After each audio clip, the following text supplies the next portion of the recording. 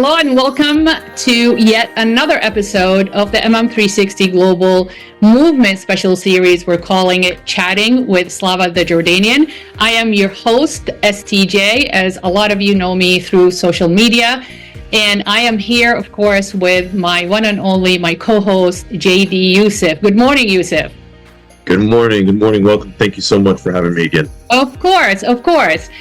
As a reminder, these series goal, or we are aiming to promote mastering a unlimited mindset by eliminating limited beliefs in order for you to get empowered and fulfill your dream as an immigrant.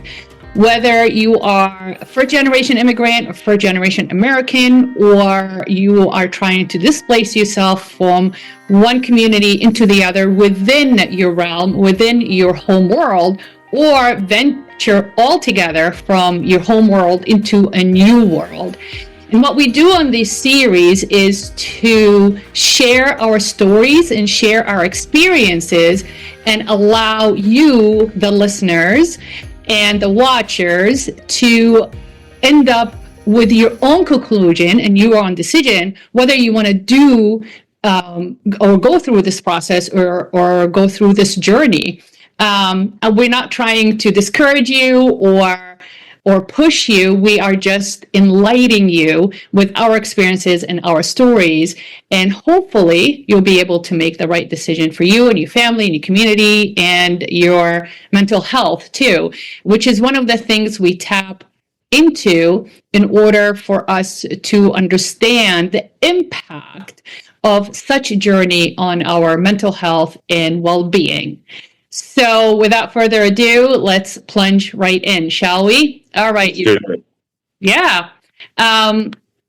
Any first thoughts about anything before we start? Only initial thoughts are, I'm glad we're having this because it's going to be thought-provoking, going to be emotional, and trying to give also a little insight with some facts as well. So I'm excited. Yes. I'm so excited to uncover and discover the tools and the lessons and the how to, champion our challenges with the data that Yusef has to present to us today.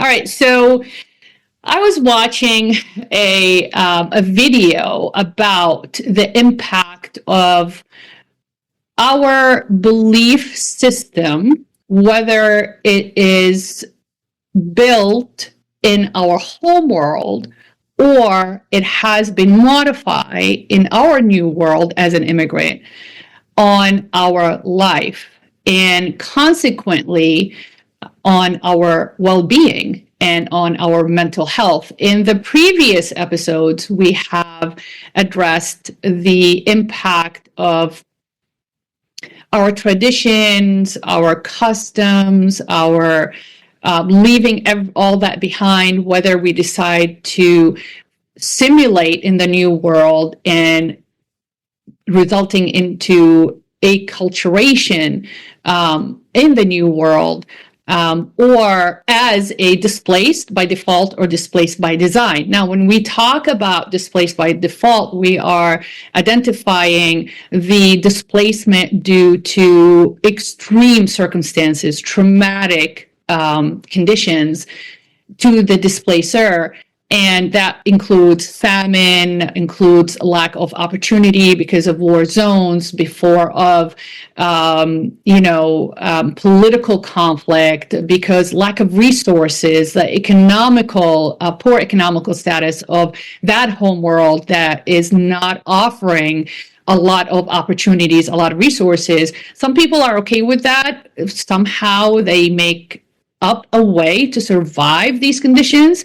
But the majority of people, they want a better life. They want an easier life. They want to have civil liberties. They want to have a right to decide for themselves and to decide for their family and the future of their children.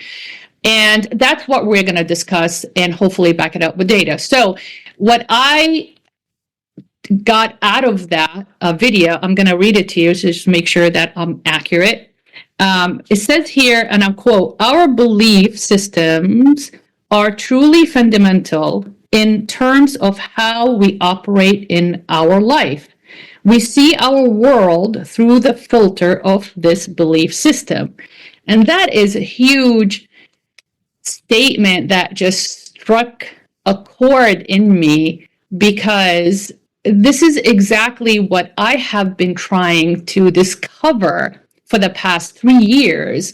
And that's the reason why I hired a life coach, in order to help me understand what I was going through. For some reason, I start going through the nostalgia for my homeworld, melancholy, memories, and just reliving a lot of those memories. Now, they tell you that when you hit middle age, the dust settle in your life, everything is, you accomplish as much as you want to accomplish.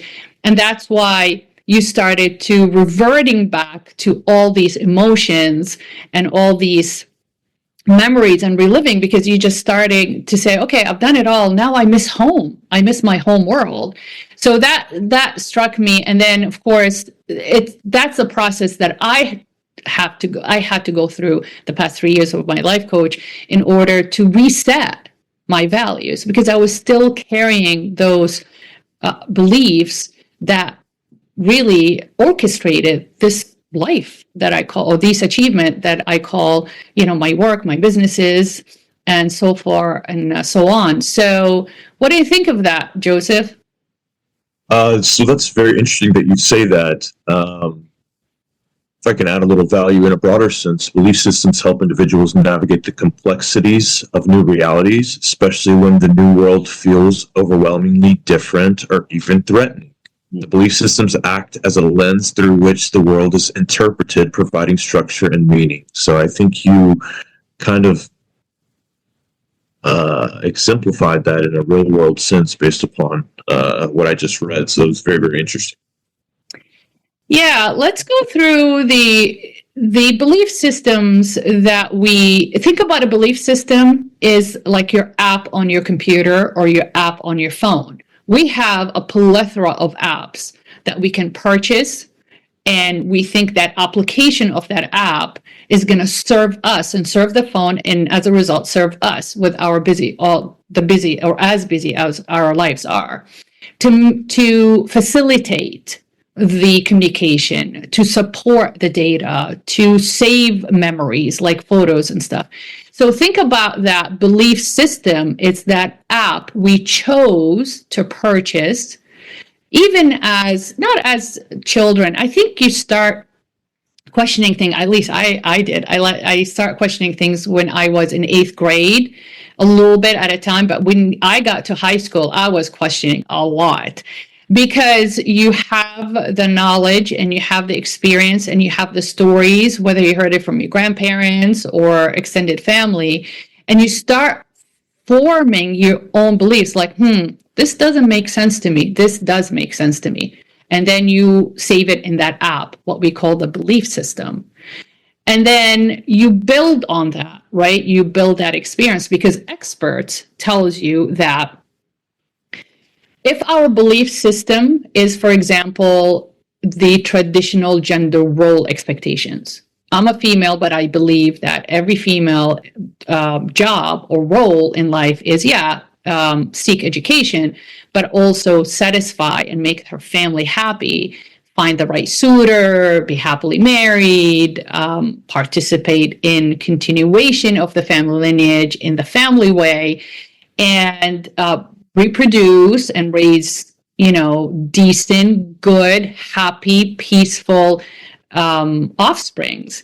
But that, if I believe that's my belief system, right, that's the app that I purchased, and that's embedded into my heart, into my mind, that is the mindset, right? Whether some of us, different on the personalities, takes or perceive that belief system as a limiting to my mindset, doesn't serve me, then I'm going to drop that belief system. I'm not going to buy that app. I'm not going to incorporate it in my, mind, which is basically your computer or your phone, because I don't want that app. So I'm going to start shopping for different belief system that matches my logic and make sense to me, that's going to serve me well and help me mastering an unlimited mindset in order for me to achieve what I need to achieve, right? So if I, for example, at age 17, 18, and 19, I had 3 arranged marriages, 2 royalty and 1 a billionaire son, okay? My belief system had a priority. And the app that I decided to incorporate in my mindset is basically, no, I want to be a dentist first. Yeah, I would love to meet the love of my life, get married, and be happy, to have a life partner. For me, marriage is partnering with somebody that's going to share my life, and I'm going to share my life with him, and to live happy, to exchange ideas, to share memories and experiences and travel. That was life part. That was marriage definition to me. It wasn't like I'm a wife, he's a husband. My duty is to, have kids and also juggle the career and life. And that wasn't my belief system. That was not my app, right? So dentistry was number 1. Number 2, yeah, if I meet the right person and I fall in love, then I will marry that person, or I will share my life with that person as my life partner. So I took that belief system, but it says also, if I have that belief, I'm going to attract that idea and that experience and that process in life. Those are what the psychiatrists are telling you. And that's how you shift your mindset. You go from limiting to unlimiting mindset. Then I start attracting opportunities. Then you start attracting people. The first thing I did, even before dental school, I ended up getting married to my husband before even I got into dental school. That wasn't the plan. But it was part of my belief system that if I meet the love of my life, I will marry that person. And I did before dental school. And I made it happen, made it work, because I kept the belief of dentistry is still my ultimate goal. Whether now or never, I am going to become a dentist. And I did, and I achieved both. And I've been married for the past 32 years. God bless you, Yusef. You have met him, you worked with him. And he is a piece of work, but I love him. So do you relate with that? Do you identify with that? So I think, Dr. Slava, I'd like to know what influenced you respectfully to kind of, I guess, hold these beliefs. I mean, were they different from your parents, or were they different from your cultural expectations? Yeah, that's a really, really good question. Thank you for that.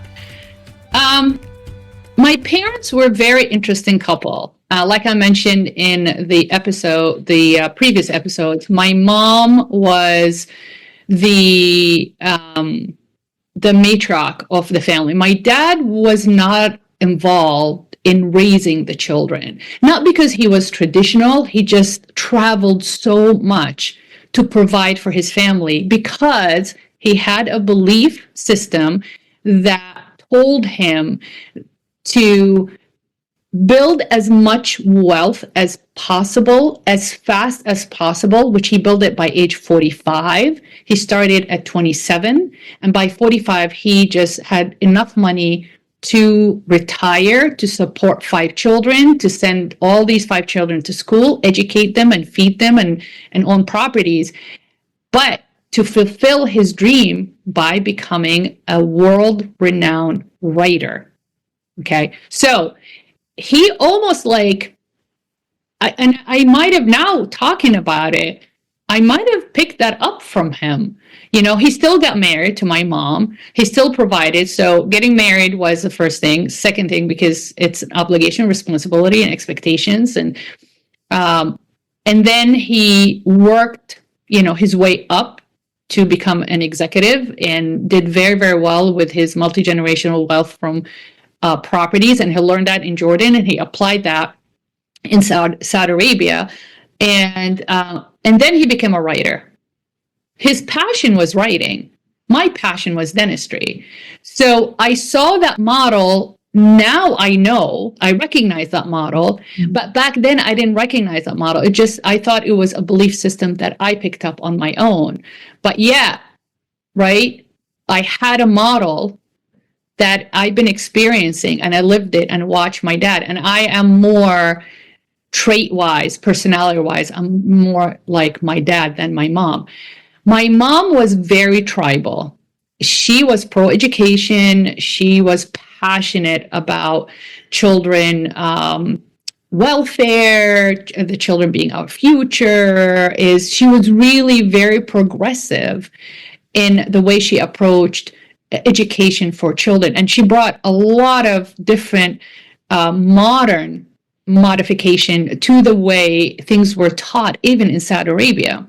And of course, you can read it, and everybody knows it. The systems, the education system in Saudi and all the Gulf world, all the Gulf countries, was actually established by Palestinian educators and Egyptian educators.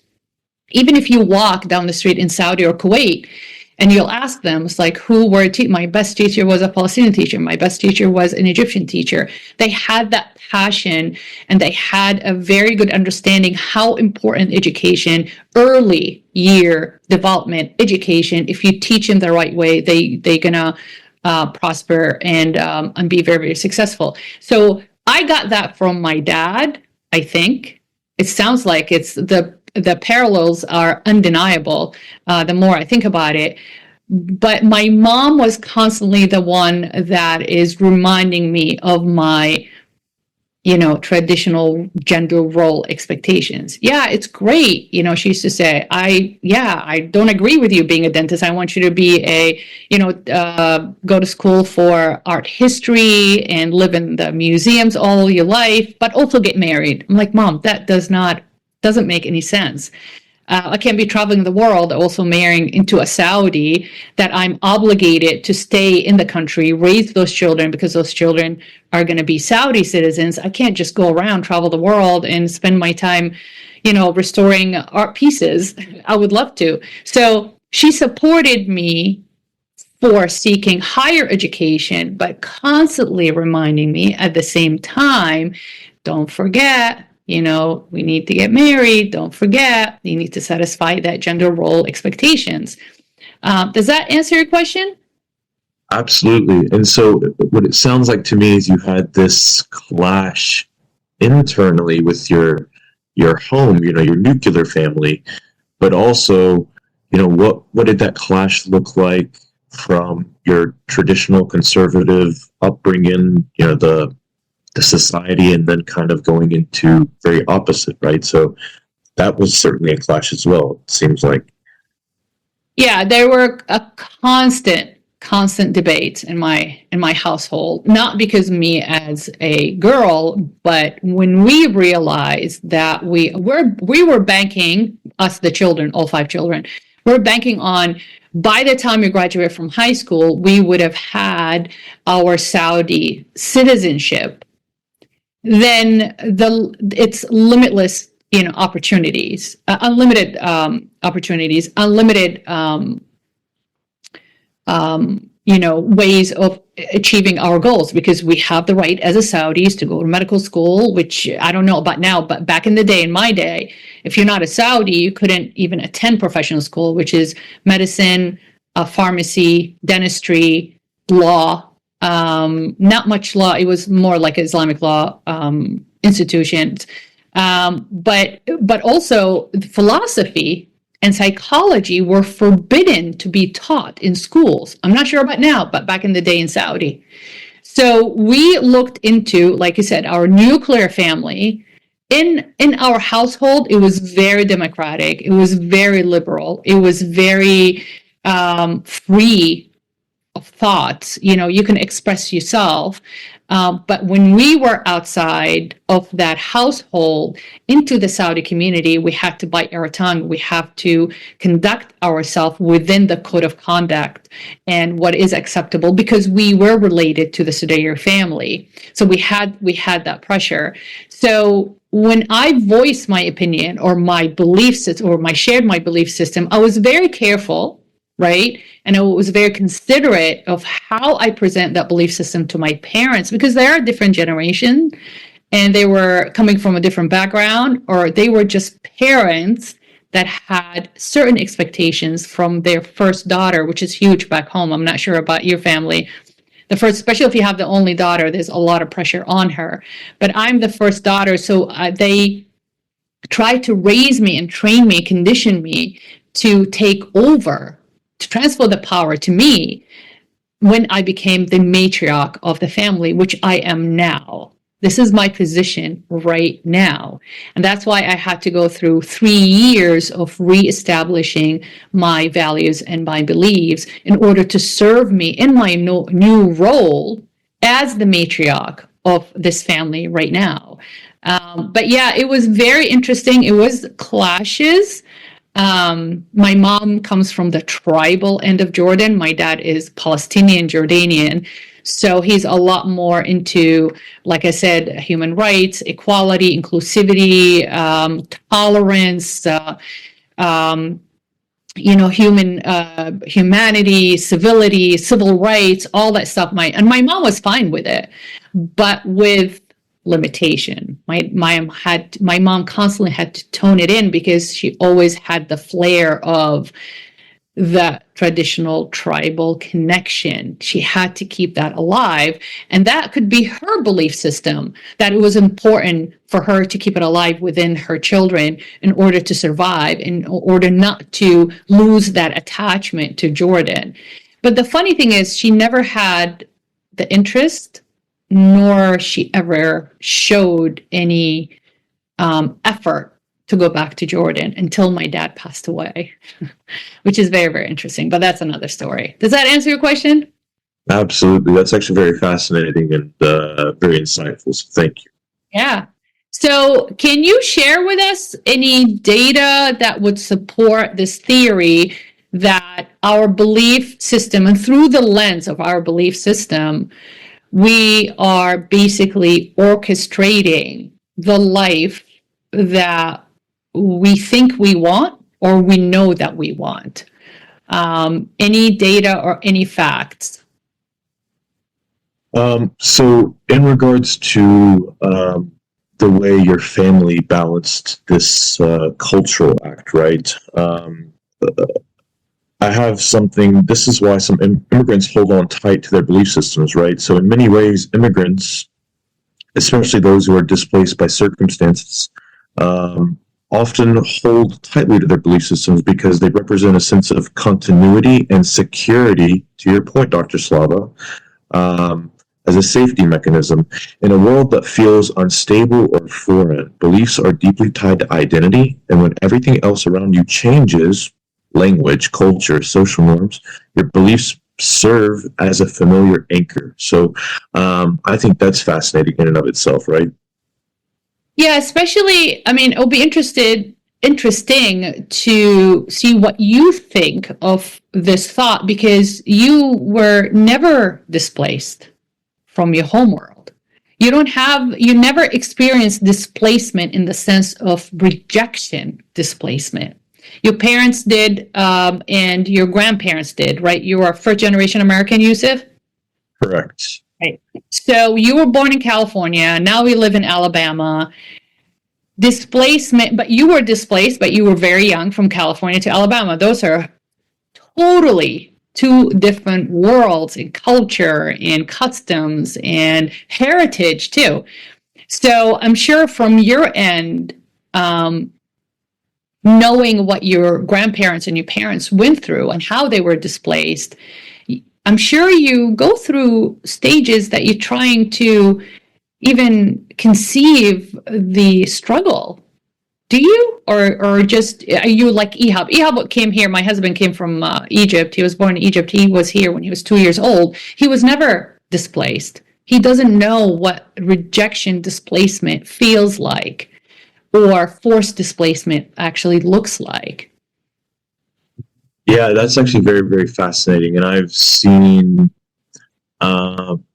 both of these kind of at play here as a first generation American with, other first generation Palestinian Americans, right? So what I've seen is, if you have a strong bond to not only your family, but your culture and your language, that's kind of what makes everything that my parents, grandparents, ancestors relevant to me, right? It's a way of connecting to, their source of hurt and their source of comfort, right? We learn through these stories. But I've also met many first generation Americans. They're very content and humble with the status quo. They just want to be kind of left alone as it is, right? They're not very big into the culture, the language. Your religious identity also has something to do with that as well, right? That's another cultural thing that's a kind of an anchor weight as well. So, but I've seen two different dynamics, right? And not to say that one is better than the other, but as far as connecting is what we're talking about at the end of the day, right? So no, I've never been physically displaced, but I have a strong connection to the homeland, right? Or I should say, so much strong that we would love to go back and have some sort of property, or have something like the other side has. They call it aliyah, where it's just an educational experience, right? Learning about your people, learning about your land. So I hope that shares some light, shed some light. Yeah. So let me ask you this, if I may. When you talk to your generation, friends, people within the scope of how you grew up, around the other Arab families, you have family in Detroit, right? You have families around the United States. What do they say? Do you guys talk about that at all? Do you compare? Because the fascinating thing that you guys never lived in the Middle East, right? So, but yet some of you guys have such a strong yearning, innate, strong yearning, emotions to the homeland. And that's fascinating to me, because that's how strong our belief systems that we inherit from our seniors, the seniors in our family, that they are so good at relating, sharing the stories and the memories in such a vivid details that you guys feel like, I want to go there. That's fascinating. That is the power of storytelling. That is the talent of conducting a memory to a level that you are actually making somebody that's never been in that world that wants to go and feel that they belong there. So if you can answer the first half of that question is, do you guys talk about that? What's the feedback from your generation and the first generation Americans that never been to the Middle East? Yeah, that's a great question. So again, it's going back to, what does your household prescribe to? I think you said it best about that app, about downloading that app. So for our family situation, displacement meant trying to figure out this new world and not trying to stand out. But that also meant not taking on 100% of the new culture, because there was a clash in our house, right? And there was a strong sense of my grandmother trying to protect her children, right? And so the culture was strong, the language was strong.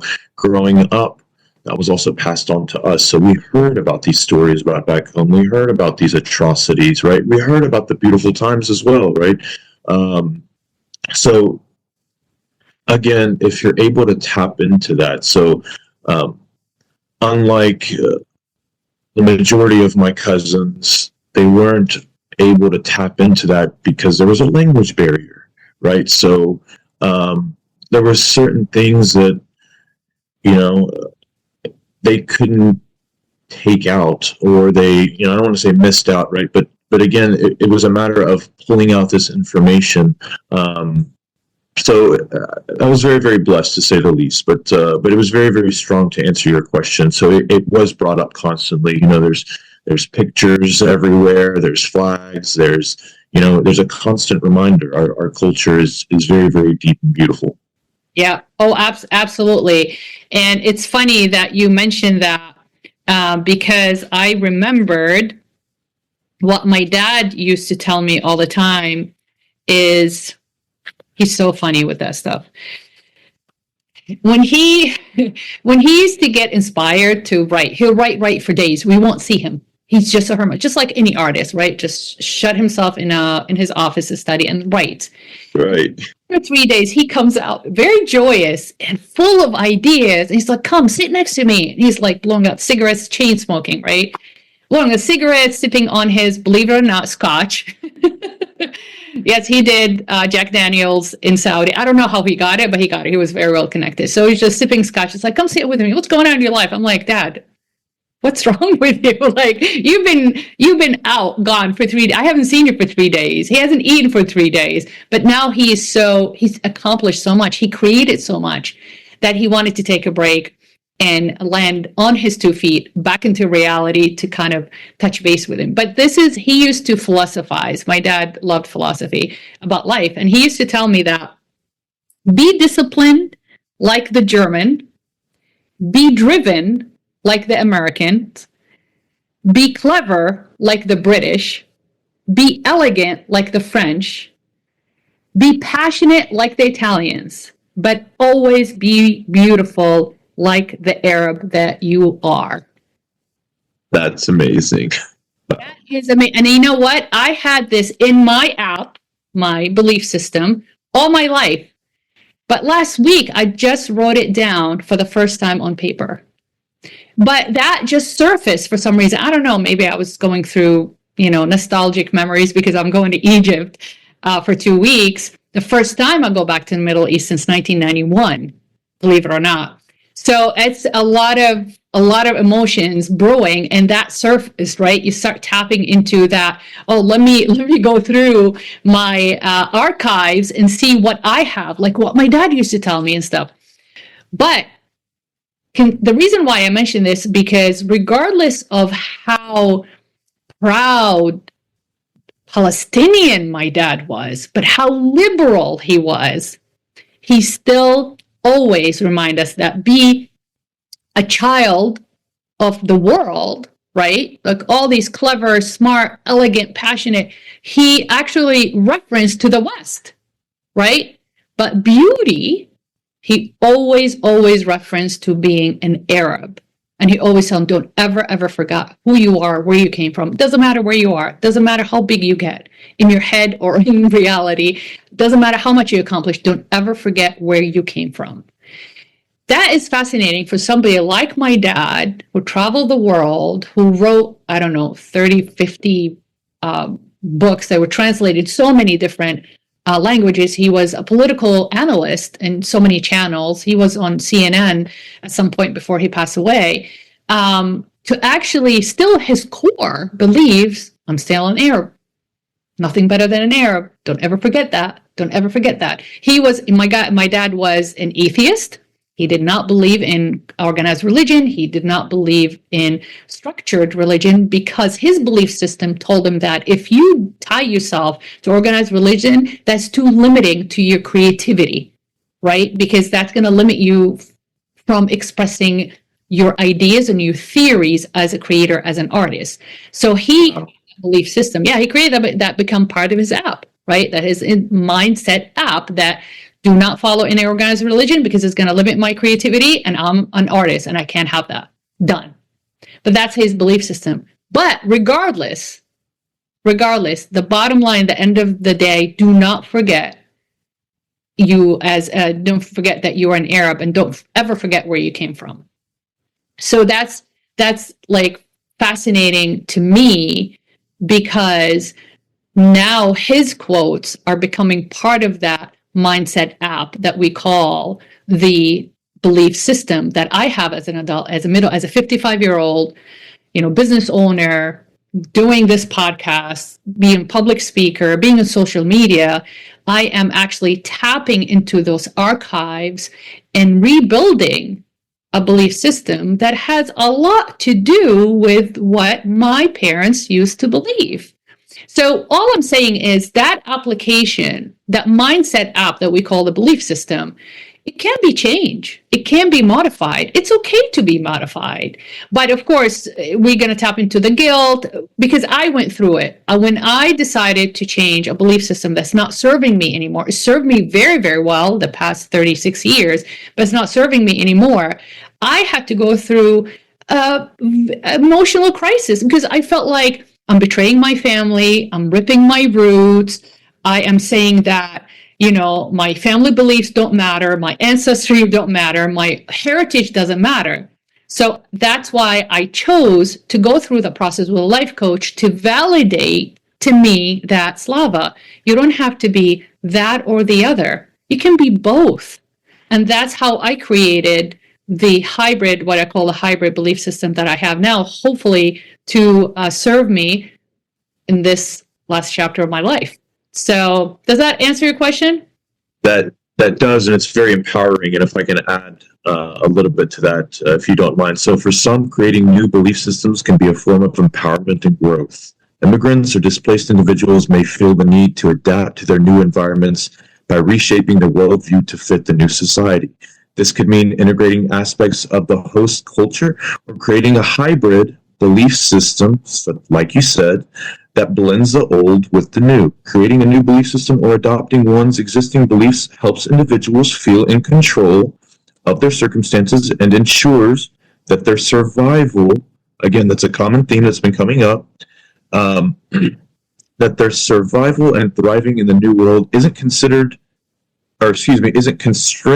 by the limitations of an outdated or incompatible belief system to further the new agenda. So that's literally what we've been saying all along. That's amazing. Wow, that is amazing. And honestly, I'm not sure if is that an article we read or not, but I've been, accumulating all these values as it's like, okay, this doesn't work, this works, this doesn't work, this works.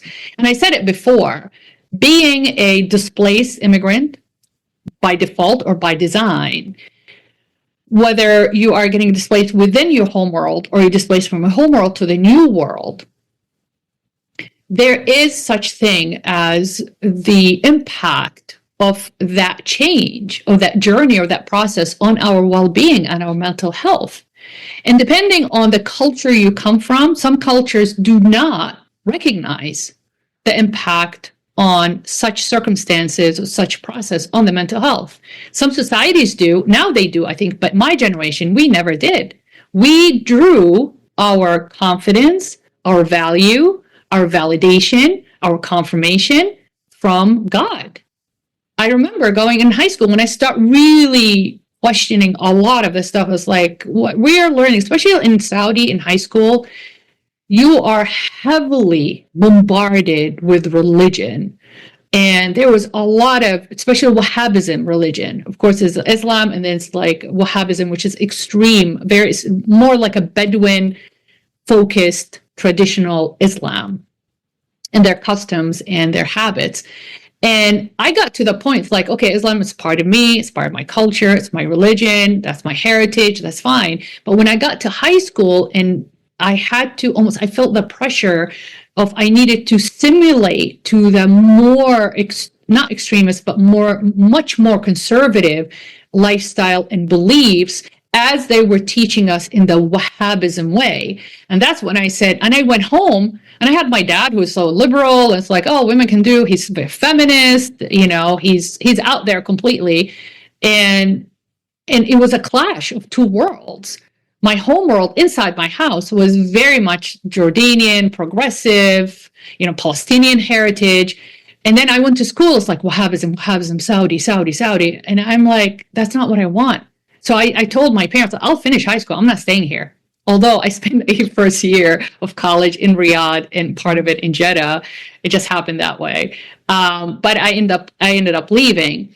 So when I start questioning that, there was a struggle inside of me. I felt shame, and I felt that I'm betraying my family, that I'm not, I'm betraying my Saudi part of the family, my cousins and my uncle, Mishal, because for me, not accepting that belief system, I felt like I'm rejecting them. And how can I reject them? Because I am the product of, rejected displacement or displacement by rejection. So how can I reject something that was given to me? I should be grateful. I should be thankful. So when I used to tell my mom, I can't deal with this. I used to be so stressed out. I developed panic attacks in school. I started to stutter in high school. I was top of my class, what the hell is going on? I didn't realize that mentally my mindset app was being my mindset app is being updated. Now I know this. I didn't know that back then. So when I used to go tell my mom, this stuff doesn't make sense, she used to tell me, go pray. God is going to help you calm down. God is going to show you the way. God is going to help you figure this out in the best way he can. So we drew a lot of, again, validation, confirmation from our spirituality. And that's huge. I used to fast for Ramadan. I used to pray 5 times a day. We used to go to Mecca, Umrah all the time. I never been to Hajj. So the custom of worship, right? It was part of my belief system. So I always went to prayer when I got stuck. Now I took that part of my app, my belief system, and I took it with me to the new world. But unfortunately, the new world lifestyle, it was very hard to keep up with that. I'm still very spiritual, and I do turn to the divine power trying to give me wisdom, but that's just a private thing for me. I don't follow any certain religion, but I pray in Arabic, and I pray the prayers that I learned every single night. But that update to my mindset app, which changed my belief system, it was hard. And it took a toll on my mental health for a while. And I thought that by coming to the United States, I would be able forcefully, because I didn't have a choice, because I had to, assimilate to the Western culture. Maybe I'll forget about praying. Maybe I'll forget about that spirituality. Maybe I'll find another tool or another source that I can draw strength from it and support from it. It was a struggle, though. It was a struggle for years. And, I got married right away. I was 22, 23 years old when I was 19 when I met Ihab, and then I got married at 23. So I went from my, being under my parents' care to I'm married now. I have a husband, support, da-da-da.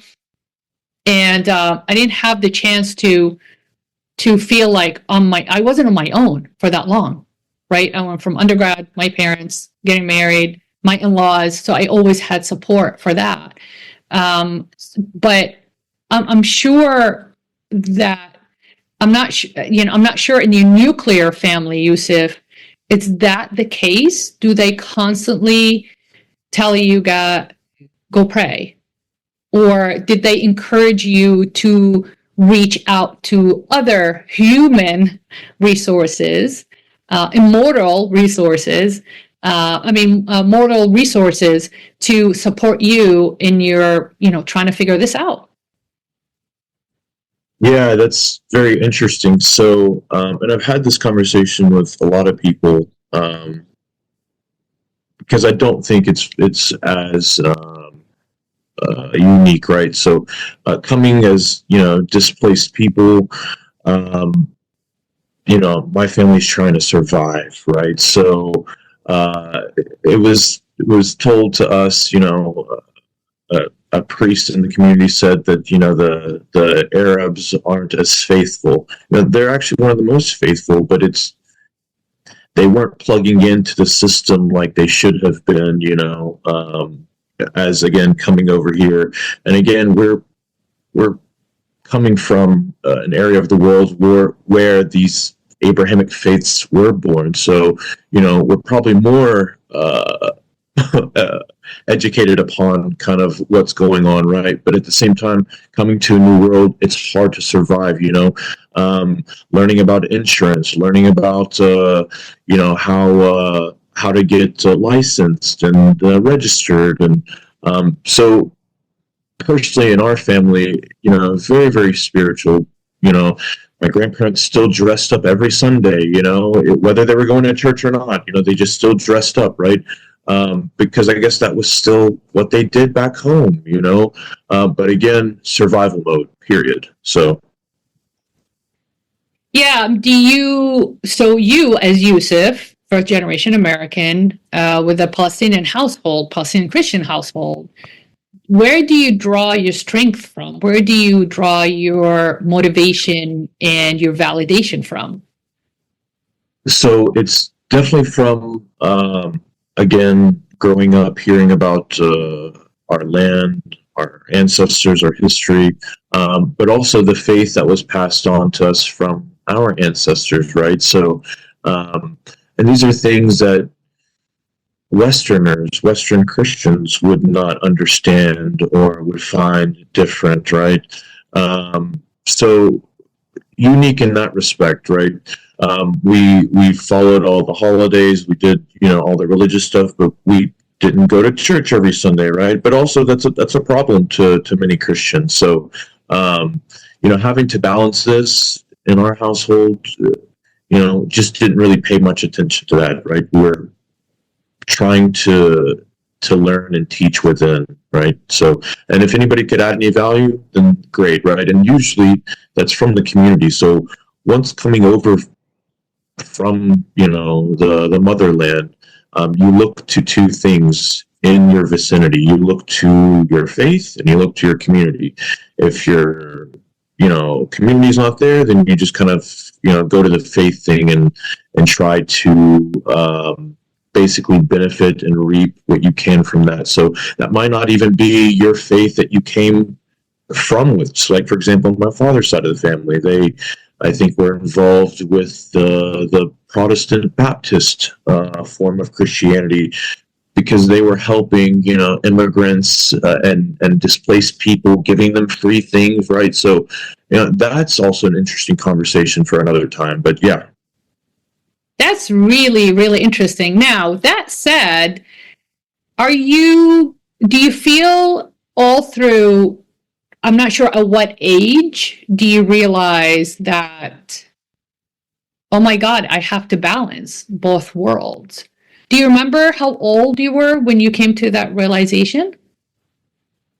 So I think I felt it more ironically from my move from California to Alabama. Not that I was, prescribed to the California culture. I was young, right? So I didn't leave the home much. I did start, some sort of schooling out there.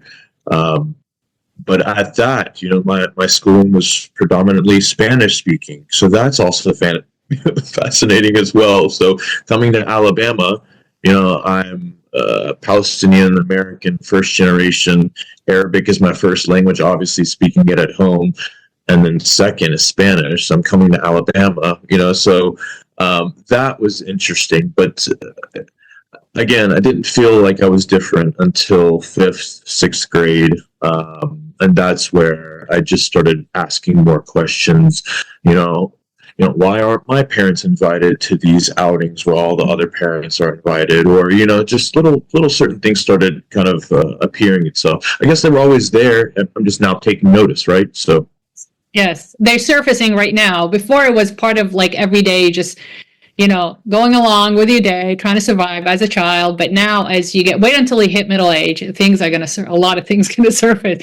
You better be ready. Now, what can you share with us? Do you think that was an impact on updating that belief system app?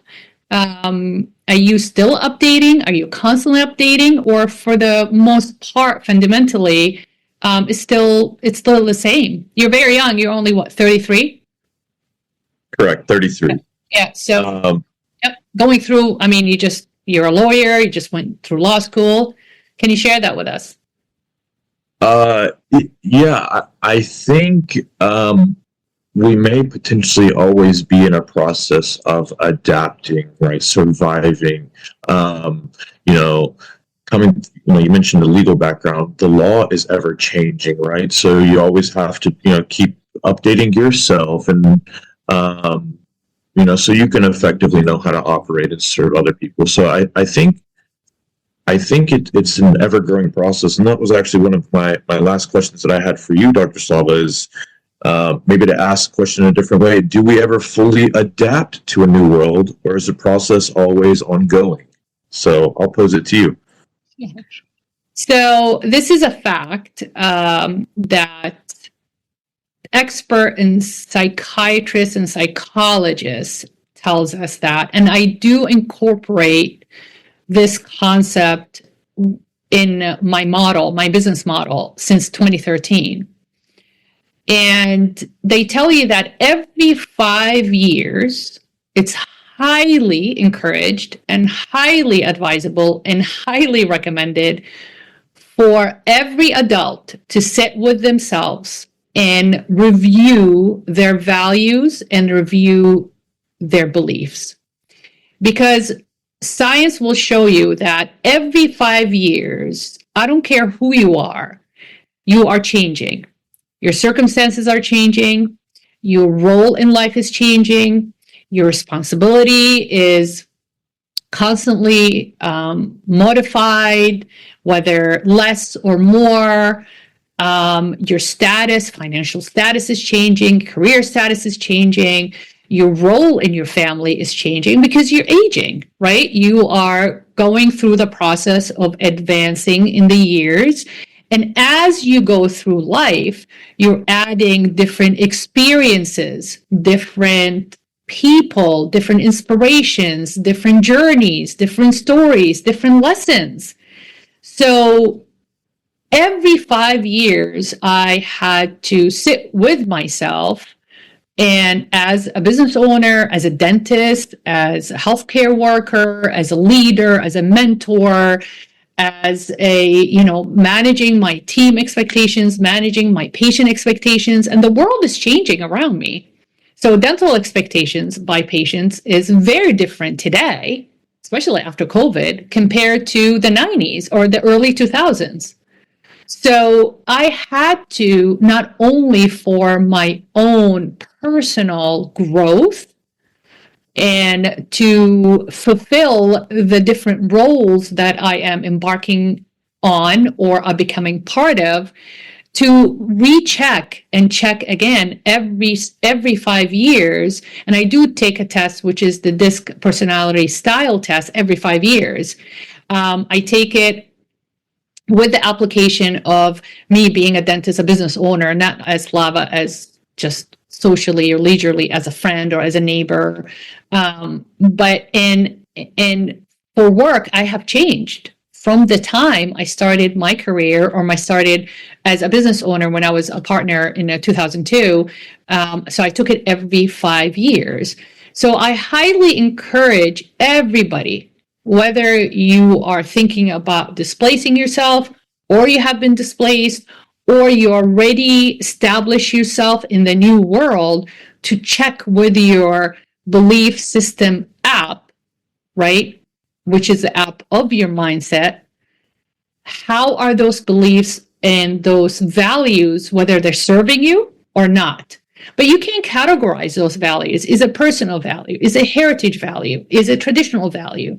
Is it career value, education, life, family values? There's so many different values. So we need to spend time with ourselves in order to identify, define, redefine those values in order to become more successful. And like you said, in order to survive, not only survive, to thrive, to be empowered, right? To fulfill your destiny, or the reason why you displace yourself, or the reason why you got displaced.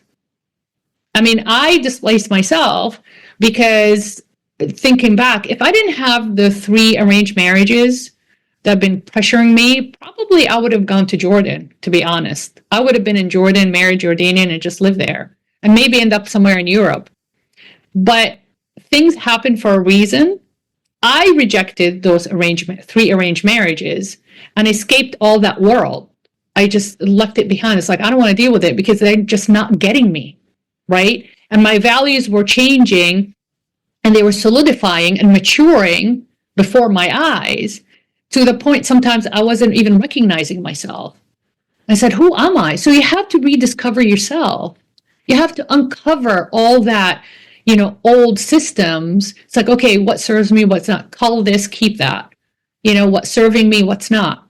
I need something new to serve me. You can recycle through the values too and put a modern twist to it. Like you said, westernize some of your values, within moderation, keep it neutral, keeping it impartial, and just have that as a lifestyle. But it doesn't mean it's set in stone. When you leave, regardless of the age that you leave your homeworld, when you leave and we settle in, right, it's constantly changing because this is the way. Like the Mandalorian would say, this is the way, this is the process. So you have to trust the process. But that's why we're talking about this, because we want to shed light into the how to survive and to thrive in order to have an unlimited mindset by mastering an unlimited mindset by eliminating limited beliefs. So, but limiting beliefs varies from one person to the other. My limited beliefs as a middle-aged American, been here for 36 years, that immigrated, left everything behind. My limiting belief, it doesn't mean I lived in the Middle East. It doesn't really is limiting beliefs for you. For example, I would never go back and live in the Middle East ever again. There's no way for me to do that. I can visit for a while, but it sounds like some of your generation would love to go live there, which is fine. But what's limiting for me doesn't mean it's limiting for you. What's limiting for you doesn't mean it's limiting for me. And we do get influenced by our tribal connection, by our stories and our memory. We do get influenced by that. But don't limit your creativity to create your own concept. You create your own values. And that's the purpose of the series, is to help you guys uncover and discover different ways that will serve you well in order to be empowered and fulfill your dreams. All right, we are getting close to the end of the hour. Any final thoughts and words, Yusef? I was just going to say, very well said. And I know the constant theme, for example, with myself, my family, is survival. But these stories are not just about survival. And I think Dr. Slava kind of pointed that out, right? They reflect a broader human experience of navigating change, loss, adaptation. And hopefully we kind of exemplified that today to our audience with this discussion. So thank you so much again. Oh, you are more than welcome. It's always a pleasure talking to you, Yusef. And thank you for all the listeners and all the watchers that have joined us on this episode. And as a quick reminder, these episodes are going to be on all the podcast platforms, available for you to listen to wherever you are, whenever you want it. And also it is going to be available on the YouTube channel by the MM360 Global Movement. So please remember, I hope this was very helpful to you. And if you are watching or listening, feel free to comment. Let us know what you guys want us to focus on, because obviously we won't be able to do this without you. And please remember to continue sharing your stories, because that's how we preserve humanity. Humanity depends on our stories, the lessons and the inspirations and the motivations we give each other with these stories. So for the sake of humanities, please keep telling your stories, and happy listening, happy watching, and have a great time with these episodes, I hope. And goodbye, and hope to see you soon. This is Slava the Jordanian. Bye now. Thank you.